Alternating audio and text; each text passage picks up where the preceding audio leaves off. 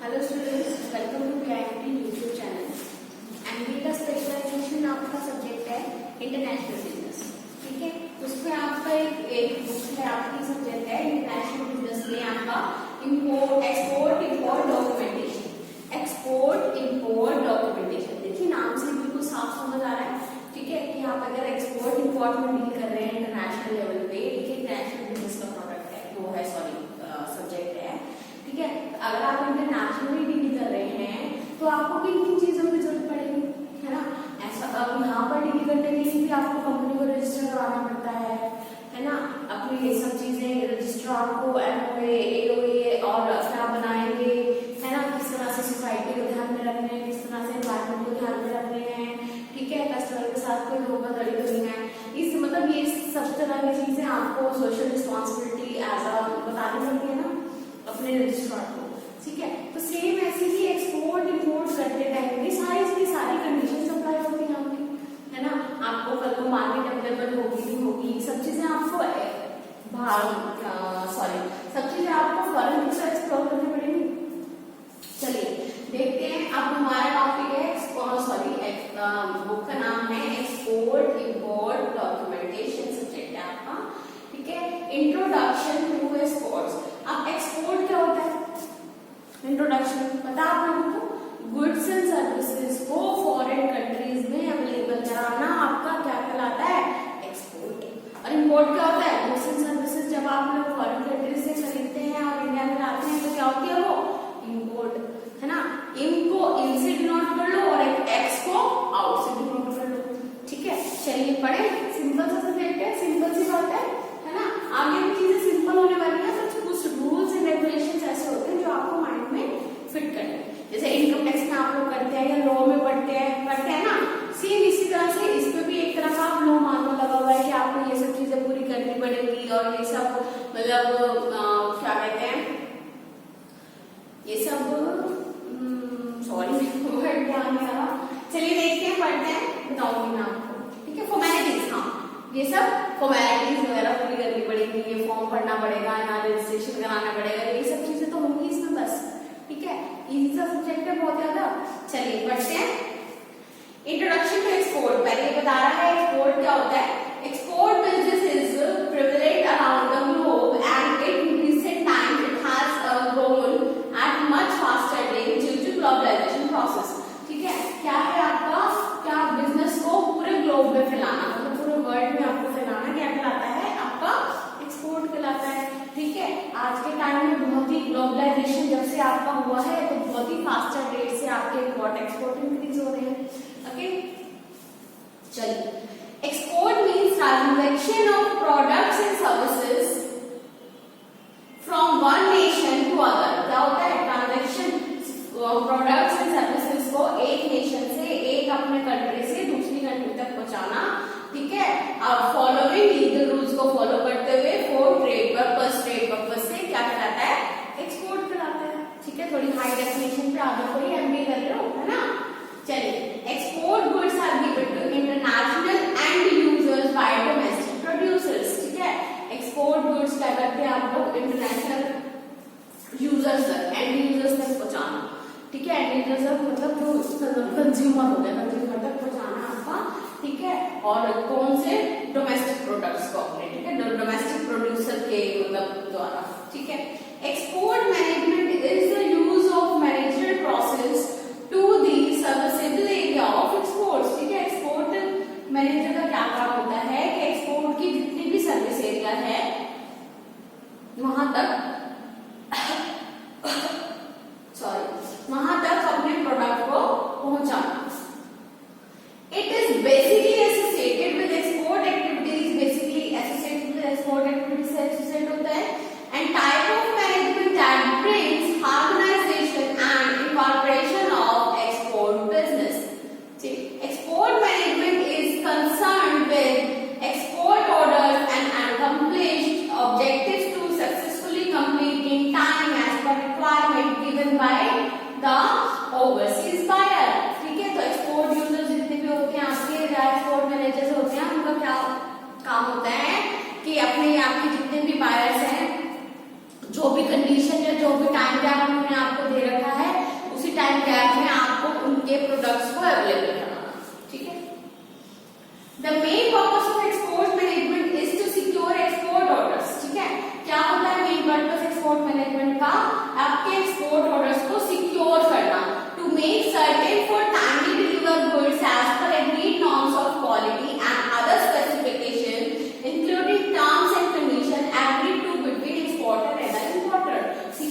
सारी की सारी जितनी भी आपकी कंडीशन एग्री हुई है कॉन्ट्रैक्ट बनाते टाइम, ठीक है, एक्सपोर्टर और इंपोर्टर के बीच में, उन सब चीजों का ध्यान कौन रखता है?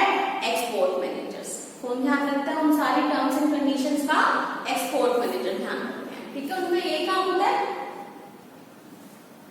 नेक्स्ट है आपका कैटेगराइजेशन ऑफ एक्सपोर्ट। अब किस किस तरह का एक्सपोर्ट हो सकता है? देखिए, आपका मर्केंडाइज एक्सपोर्ट होता है ना, जितनी भी आप ट्रेड में चीजें करते हैं, ठीक है, ट्रेड करते हैं, वो क्या होती है आपकी मर्केंडाइज, गुड्स वगैरह आएंगे इसमें, है ना, गुड्स। और एक आपका सर्विसेज एक्सपोर्ट होता है। सर्विसेज एक्सपोर्ट में जितनी भी आप सर्विसेज देते हैं, आप सर्विसेज ऑनलाइन भी दे सकते हैं और वहां जाकर देते हैं, है ना।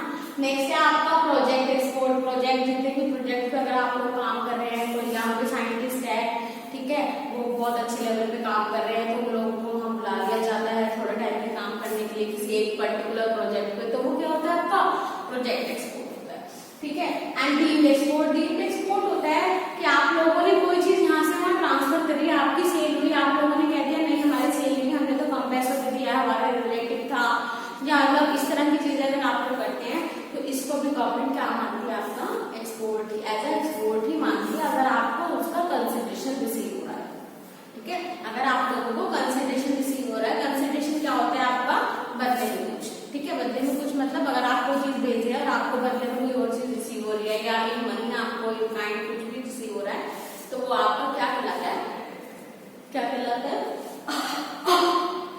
सॉरी, डीम्ड एक्सपोर्ट कहलाता है, ठीक है।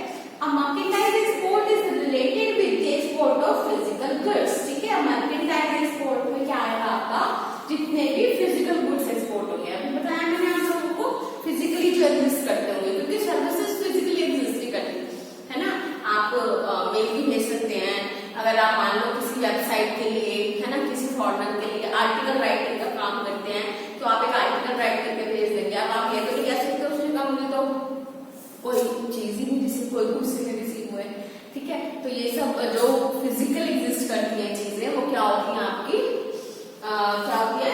ये आपकी मर्केंडाइज उसमें आती है, एक्सपोर्ट में आती है, ठीक है ना। अगर आप किसी को वास्तु कंसल्टेशन दे रहे हैं, ठीक है, कोई आपको उसके बदले आपको जो फी मिल रही है, आप ये नहीं कह सकते कि मेरे को तो कुछ रिसीव नहीं हुआ, तो वो किसमें आ जाता है? पार्ट सर्विसेज में आ जाता है। एज ए डॉक्टर आप काम कर रहे हैं, आजकल तो कोविड के केस में वैसे भी डॉक्टर जा रहे नहीं है, विद जूम मीटिंग ऐप और any other meeting app through video call आप लोग इंटरेक्ट कर रहे हैं और वो आपको फी भेज रहे हैं, तो ये सब चीजें किसमें आएंगी? सर्विस एक्सपोर्ट में आएंगी, ओके। देखते हैं, चलिए।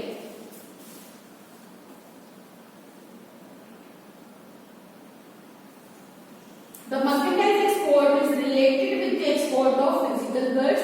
For example, ready-made garments, engineering goods, furniture है आपका, work of art है, ठीक है। और service export denotes the export of goods that don't exist in physical form. Service export क्या होता है आपका? जो physical form में available नहीं होती। अभी मैंने आप लोगों को बता दिया है, that is professional। अगर आप लोग कोई सर्विस दे रहे हैं, टेक्निकल दे रहे हैं, ठीक है, और जनरल सर्विस दे रहे हैं, ठीक है, तो क्या होता है आपका? ये सब चीजें किसमें नहीं आती आपकी? किसमें आती है? सर्विस एक्सपोर्ट करने में आती है। Example of export would include import export of computer software. Software भेज रहे हैं आप, बाय मेल भेज सकते हैं, है ना। हार्डवेयर तो है नहीं जो यहाँ से वहां तक आपको डिलीवर कराना पड़ेगा, ठीक है, बाय मेल भेज देंगे।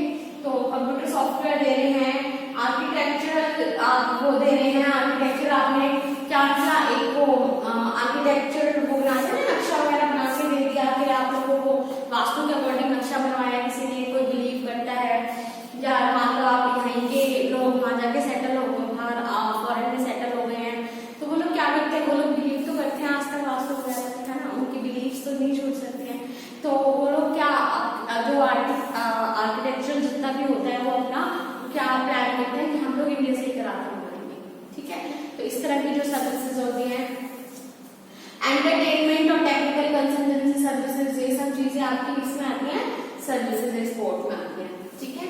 Project export means to develop a project by a business firm in a different nation, ठीक है। It is viewed as systematically involve work, ठीक है, plan device to achieve a specific objective within a specific period of time, ठीक है। Project ये होता है कि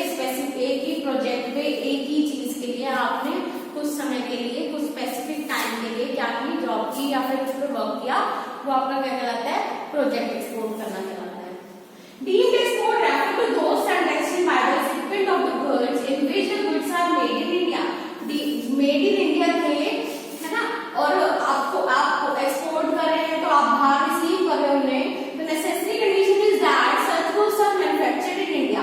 तो नेसेसरी कंडीशन क्या होनी चाहिए कि वो गुड्स इंडिया में मैन्युफैक्चर होने चाहिए, इंडिया में खरीदे नहीं होने चाहिए, इंडिया के मैन्युफैक्चर होने चाहिए, और बाहर अगर जा रहे हैं तो वो क्या मान लिया जाएगा, डीम्ड आपका एक्सपोर्ट मान लिया जाएगा। ठीक है, this category of export has been introduced by the export import policy of the government of India. ये कैटेगरी आपकी कहाँ पे आती है, import export policy of government from the government of India में के अंदर आती है। ठीक है, some of the example of goods that are considered as deemed export as given in export import policy, कुछ एग्जांपल है वो एक्सपोर्ट इंपोर्ट पॉलिसी 2002 to 7 में कई बताई गई है। अब वो क्या है, supply of goods against duty free licences, supply of goods project finance by multilateral और बायलैटरल एजेंसी। ठीक है, कोई ऐसा प्रोजेक्ट है जिसमें दोनों ही एजेंसीज काम कर रही हैं, आपकी इंडियन भी और फॉरेन भी, तो यहाँ से वो प्रोजेक्ट आपका बाहर जा रहा है। ठीक है, तो वो भी क्या माना जाएगा, आपका एक्सपोर्ट माना जाएगा, क्योंकि इंडियन भी काम कर रहे हैं, चाहे खाली इंडिया वाले काम कर रहे हो, चाहे दोनों ही काम कर रहे हो, इंडियन भी कर रहे हो और फॉरेनर भी कर रहे हो, तो वो आपका क्या कहलाएगा, डीम्ड एक्सपोर्ट कहलाएगा। ठीक है, notified by the department of economic affair, ministry of finance, government of India, supply of goods to power oil and gas including refineries, power oil gas including refineries. ठीक है, चलिए देखिए, ये आपका है एक्सपोर्ट इंपोर्ट प्लानिंग प्रोसेस। क्या होना है, export import planning process, adoption of strategy export plan. देखिए, एक्सपोर्ट मार्केट होगी, ठीक है, आप उसमें क्या क्या आइडेंटिफाई करेंगे, मेजर करेंगे अपनी अपॉर्चुनिटीज। ठीक है, तो उसमें फर्स्ट क्या आएगा, प्राइमरी स्क्रीनिंग। सबसे पहले आपने क्या देखा, क्या स्क्रीनिंग की, मतलब क्या चीजें स्कैनिंग वगैरह की। ठीक है, एस्टिमेटेड मार्केट पोटेंशियल को आपको एस्टिमेट करना पड़ेगा, सेल पोटेंशियल को एस्टिमेट करना पड़ेगा, और मार्केट सेगमेंटेशन की तरफ भी ध्यान देना पड़ेगा। ठीक है, नेक्स्ट आपका इससे आता है, फिर आपको क्या करना पड़ेगा, ये सब चीजें सोचने के बाद developing and export marketing strategy. फिर आपको क्या करना पड़ेगा, एक एक्सपोर्ट मार्केटिंग स्ट्रेटेजी बनानी पड़ेगी। उसमें क्या क्या चीजें आएंगी, एक्सपोर्ट के आपके ऑब्जेक्टिव्स पहले आप लोगों को स्टेट करने पड़ेंगे, है ना, प्लानिंग का मार्केट मिक्स और प्रोडक्ट प्राइस चैनल प्रमोशन, ये सब चीजें आपको, प्रोडक्ट प्राइस चैनल प्रमोशन, ये 4 P's आपको डिसाइड करने पड़ेंगे मार्केटिंग के। ठीक है, नेक्स्ट आपका है मार्केटिंग एक्सपोर्ट स्ट्रेटेजी ऑपरेशनल। ठीक है, क्या क्या ऑपरेशन आप बनाएंगे, सेल फोरकास्ट पे आप लोग ध्यान देंगे, सेल बजट पे ध्यान देंगे, सेल कोटेशंस पे ध्यान देंगे, अपनी प्रोडक्शन शेड्यूल्स देखेंगे, इन्वेंटरी कंट्रोल आपका देखना पड़ेगा, लेबर रिक्वायरमेंट होंगे, प्रमोशनल बजट बनाएंगे, फाइनेंशियल बजट बनाएंगे, प्रॉफिट बजट बनाएंगे, अपना आपके प्रॉफिट हो रहा है कि नहीं हो रहा है। ठीक है, नेक्स्ट आपका आ जाएगा टारगेट। फिर लास्ट में आप लोग सब चीजें देखने के बाद क्या करेंगे, जितना भी एक्सपोर्ट मार्केट टारगेट है आपका, उसकी तरफ बढ़ेंगे और उसे अचीव करेंगे टारगेट।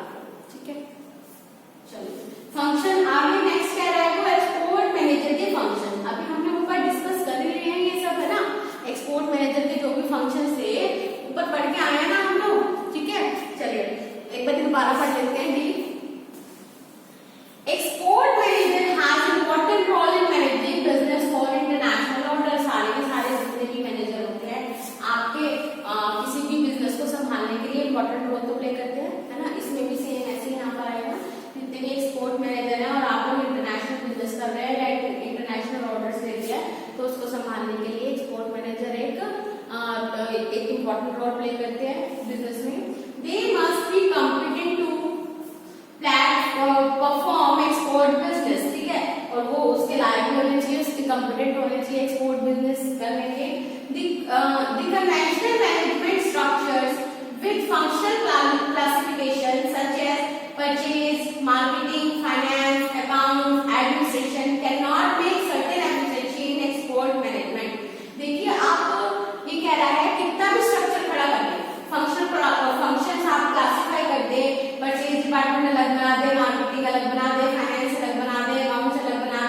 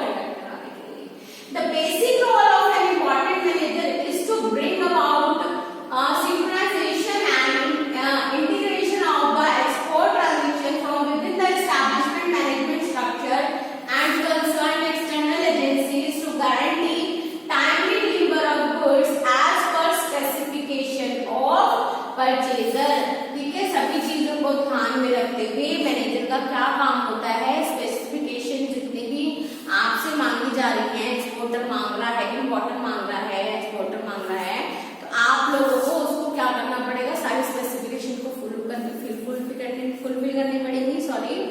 और क्या करना पड़ेगा, उसको with in the time gap जितना आपके पास अवेलेबल है उसी बीच में पूरा करने की कोशिश करेंगे, ठीक है। अदरवाइज सामने से ऑर्डर कैंसिल हो जाएगा ना। चलिए,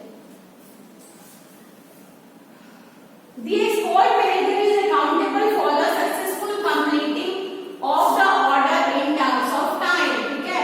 एक्सपोर्ट मैनेजर को अकाउंटेबल है, उससे पूछताछ की जा सकती है, वो कह सकते हैं लायबल है, किसके लिए, for the successful completing the order in terms of time, time उसमें टाइम्स की टर्म में ऑर्डर को कंप्लीट करने के लिए किस टर्म्स में, टाइम में, कॉस्ट को ध्यान रखना, ठीक है, टेक्निकल परफॉर्मेंस, सब चीजें किसे देखनी पड़ती है, मैनेजर को देखनी पड़ती है, ठीक।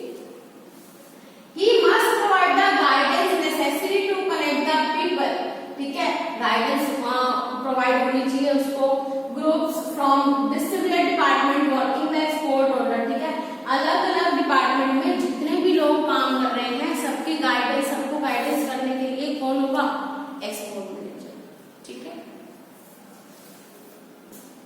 Into one team in a manager organization and provide the drive necessary to complete the task on time, ठीक है, and within the cost, कि क्या कोशिश करेगा वो टास्क को टाइम पे कंप्लीट करना और with in the cost complete करना, ठीक है। अगर आप लोग पहले ही उसे बता चुके हैं कि हम लोग इतने पेपर चीज आपको सेलिंग प्राइस ये पड़ेगा या फिर इस सेलिंग प्राइस में हम लोग डील कर रहे हैं, ठीक है, और वो सामने वाला बंदा एग्री हो गया है और आपको पता है कि आपका इतना % प्रॉफिट आ रहा है, इतना % कॉस्ट आ रही है, तो अगर आपकी कॉस्ट बढ़ती है किसी भी तरह से, चाहे आपको टाइम पे पूरा करने के लिए लेबर बढ़ानी पड़े, है ना, चाहे मशीनरीज बढ़ानी पड़े, ठीक है, अगर टाइम पे पूरा नहीं हो रहा है मान लीजिए, तो आप लोगों ने चीजें बढ़ा दी कि हाँ टाइम पे पूरा हो जाएगा, लेकिन वो एक्स्ट्रा कॉस्ट भी तो बियर करेंगे, एक्स्ट्रा कॉस्ट बियर करने की वजह से आपके प्रॉफिट्स कम हो जाएंगे, है ना। तो मैनेजर का क्या काम है कि वो टाइम पर और विद इन द कॉस्ट ही चीजों को पूरा करता है, ठीक है। चलिए, he must have good understanding of the techniques applied in export planning, उसकी टेक्निक्स अच्छी होनी चाहिए, वो बहुत ही अच्छा अंडरस्टैंडिंग होना चाहिए, ठीक है, टेक्निक्स में। चलिए, in export planning, financial management, inventory management, merchandising, risk management, foreign exchange operation, exchange control, negotiation with banks, information systems, communication, personal management, industrial relation, देखिए किस किस चीज में उसको मतलब एक गुड अंडरस्टैंडिंग होनी चाहिए मैनेजर्स की। देखिए प्लानिंग में, फाइनेंशियल मैनेजमेंट में, इन्वेंटरी मैनेजमेंट में, मर्केंडाइजिंग में मतलब ट्रेड करने में भी, रिस्क मैनेजमेंट में, फॉरेन एक्सचेंज ऑपरेशन आपके डील करने में, एक्सचेंज कंट्रोल में, बैंक से नेगोशिएशन करने में, ठीक है, इंफॉर्मेशन सिस्टम के लिए, कम्युनिकेशन में और पर्सनल मैनेजमेंट में, और आपके इंडस्ट्रियल जितने भी रिलेशन है, एम्प्लॉय टू एम्प्लॉय है या एम्प्लॉय टू एम्प्लॉयर है, मैनेजमेंट टू बोर्ड है, ठीक है। तो इन सब चीजों में कौन बंदा एक ऐसा है जो अंडरस्टैंडिंग होना चाहिए आपका, ऑब्वियसली मैनेजर, ठीक है, एक्सपोर्ट मैनेजर, क्योंकि हम एक्सपोर्ट में डील कर रहे हैं, एक्सपोर्ट की बात कर रहे हैं, कौन आपका बंदा परफेक्ट होना चाहिए, एक्सपोर्ट मैनेजर। अगर वही आपके पास परफेक्ट नहीं है तो काम तो परफेक्ट हो ही नहीं सकता, ठीक है। आगे देखिए,